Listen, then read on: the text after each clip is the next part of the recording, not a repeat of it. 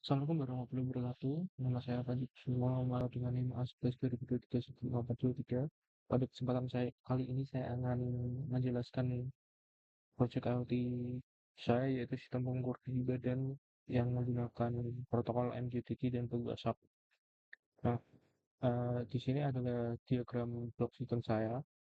Itu ada menggunakan HCSR04, SP32, lalu LCD, lalu ada ESP32 ya bentuk broker lalu menyambung ke root WA lalu ke MySQL.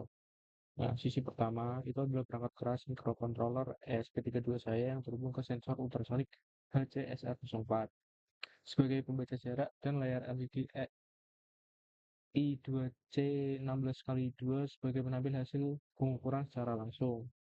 Sisi kedua adalah perangkat lunak, yaitu sebuah bot WhatsApp yang dibangun di atas Node.js, terhubung ke database MySQL lokal laptop ini dan berkomunikasi dengan ESP32 menggunakan protokol MQTT.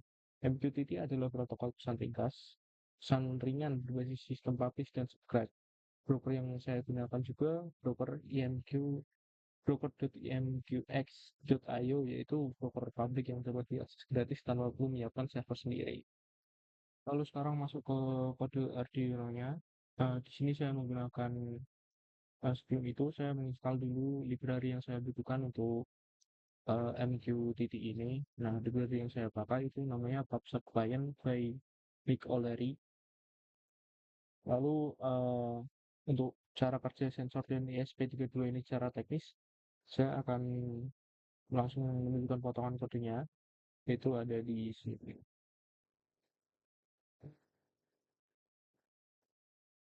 Nah, fungsi ini bertanggung jawab membaca jarak dari sensor ultrasonik HC-SR04. Nah, baris digital write, trick, pin high, low, high selama 10 mikrodetik akan mengirimkan pulsa ultrasonik ke bawah. Push in echo pin high 30.000 ini mengukur berapa lama waktu gempa kembali dengan timeout 30.000 mikrodetik setara jangkauan 5 meter. Secara jangkauan kurang lebih 5 meter. Nah, rumus konveksinya itu durasi dikali 0,034 dibagi 2.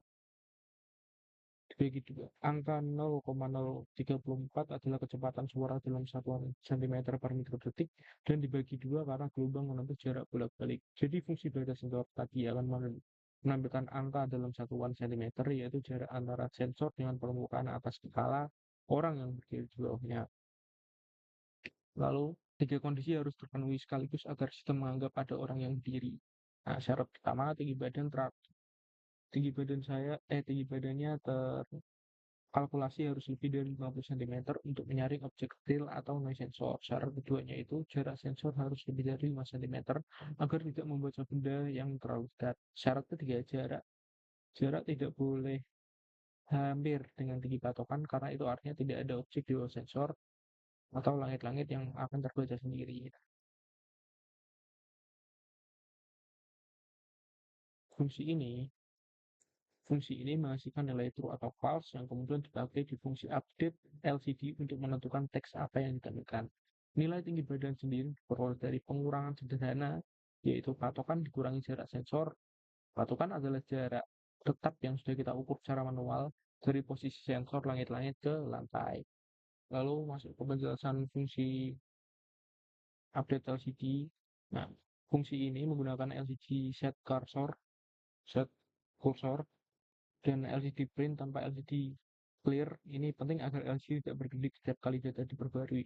Spasi di akhir string seperti sentimeter spasi kosong ini berfungsi menimpa karakter sisa dari nilai sebelumnya yang mungkin lebih panjang.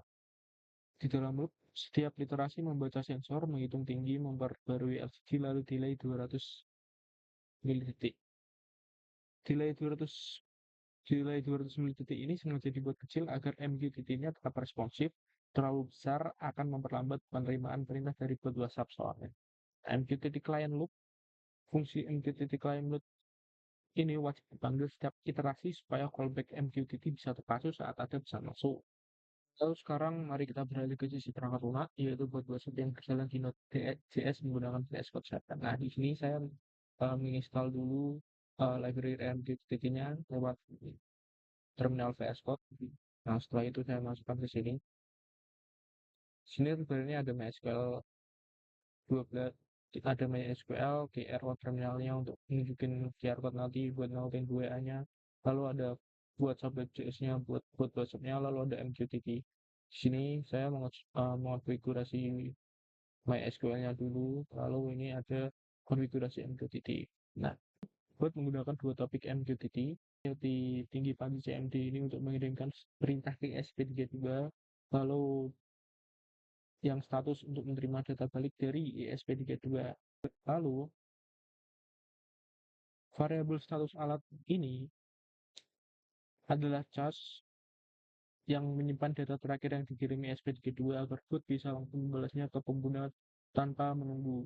Setiap kali ESP32 mengirim data baru ke topik status variabel status alat, otomatis berbarui melalui event listener di baris MQTT client on message. Jadi bot dan ESP32 ini tidak berbicara secara langsung. Keduanya berbicara melalui perantara yang disebut broker MQTT. Broker ini bertugas memberikan pesan dari satu klien ke klien lain langsung subscribe ke topik yang sama. Lalu pada kode ini,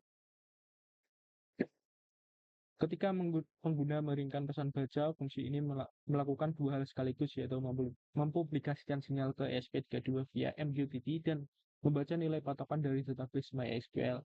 Sinyal baca yang dikirim ke topik komen akan diterima oleh ESP32 yang kemudian langsung merespon dengan mengirimkan data terkini ke topik status. Variabel status alat yang muncul di balasan adalah data yang sudah ada di cache, bisa dari respon ESP32 tadi atau dari respon sebelumnya. Message reply ini adalah kode metode dari library WhatsApp web.js yang secara otomatis membalas pesan ke pengirim. Jadi alurnya itu pengguna ketik baca di bot WhatsApp-nya, bot publish ke MQTT, ESP32 terima, ngukur, lalu kirim balik ke MQTT-nya, lalu bot ambil dari cache, baru botnya balas ke WhatsApp-nya. Lalu masuk ke fungsi tulis. Itu isinya. Fungsi ini dipanggil saat pengguna mengirim perintah seperti tulis 175, 180 atau 190, pokoknya mengganti patokannya gitu. Validasi dilakukan terlebih dahulu. Nilainya harus angka dan harus berada di antara 50 hingga 300 cm. Karena di luar itu tidak masuk akal secara fisik, Nah, jika valid, nilai disimpan ke MySQL terlebih dahulu, baru kemudian dikirim ke ESP32 via MQTT dengan format patokan sama dengan nilai baru tadi.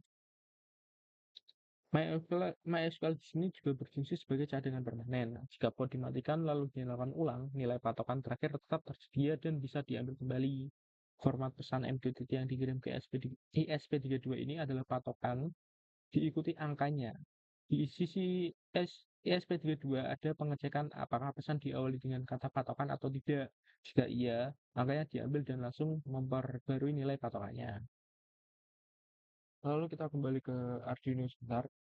Di sini saya akan menjelaskan bagaimana ESP menerima perintah MQTT-nya dari bot menggunakan fungsi ini, MQTT callback. Fungsi ini adalah callback dipanggil otomatis oleh library PubSub kliennya tadi. Setiap kali ada pesan masuk ke topik yang sudah di-subscribe oleh ESP32, payload MQTT berupa array byte sehingga harus dikonversi dulu menjadi string dengan cara digabung karakter per karakter. Jika pesannya baca, ESP32 langsung mengambil publish status yang ada di sini yang mengirimkan data sensor ke topik status. Jika pesannya diawali patokan, ESP32 mengambil angka setelah karakter ke-8 menggunakan substring 8 to in, lalu memperbarui nilai patokannya. Perubahan nantinya langsung terlihat di LCD tanpa perlu merestart perangkatnya. Nah, itulah salah satu keunggulan komunikasi real-time via MQTT ini. Nilai yang membuat sistem ini cukup fleksibel, sehingga kita bisa mengubah konfigurasi sensor dari jarak jauh cukup lewat pesan WhatsApp, tanpa harus menyentuh perangkat kerasnya sama sekali. Selanjutnya saya akan menjelaskan router perintah ke WhatsApp. Nah, event message grid ini digunakan agar bot bisa diuji dengan mengirim pesan ke nomor sendiri, ke nomor saya sendiri, jadi bisa mengirim pesan ke nomor saya sendiri, tidak perlu pakai nomor, tidak perlu nomor orang lain, HP orang lain buat pesan ke kita. Nah, karena event ini menganggap semua pesan termasuk yang dikirim dari akun yang sama. Filter message from ends with CS ini memastikan bot hanya merespon private chat satu ke satu. Nah, pesan dari grup WhatsApp akan diabaikan, orang lain juga akan diabaikan, jadi hanya eh, pesan dari kita sendiri untuk kita. Perintah ping adalah perintah diagnostik untuk memastikan bot aktif dan berjalan dengan normal. Nanti balasannya akan pong kalau misal WhatsApp-nya udah nyambung, bot WhatsApp-nya udah nyambung ke Discord. Untuk perintah tulis, angka diambil menggunakan split satu yang mengambil token kedua, yaitu nilai setelah kata tulis. Lalu saya akan menjelaskan bagaimana cara kerja bot WhatsApp ini. Pertama-tama kita masuk ke folder bot tugas IoT dulu.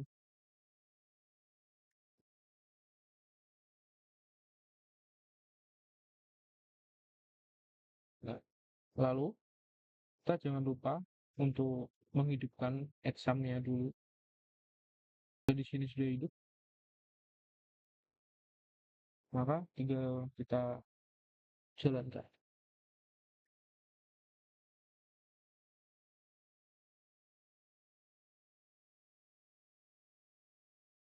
Lalu mereka akan coba menyambungkannya ke database MySQL dan broker MQTT-nya. Selanjutnya kita tunggu sebentar, lalu akan muncul kode QR seperti ini, lalu akan kita sambungkan ke WA kita masing-masing.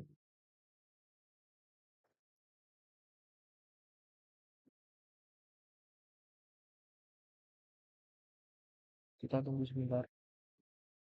Di sini WA-nya sudah tertaut di perangkat saya. Nah, di sini juga sudah muncul notifikasinya. Baru sekarang kita coba tes menggunakan WA.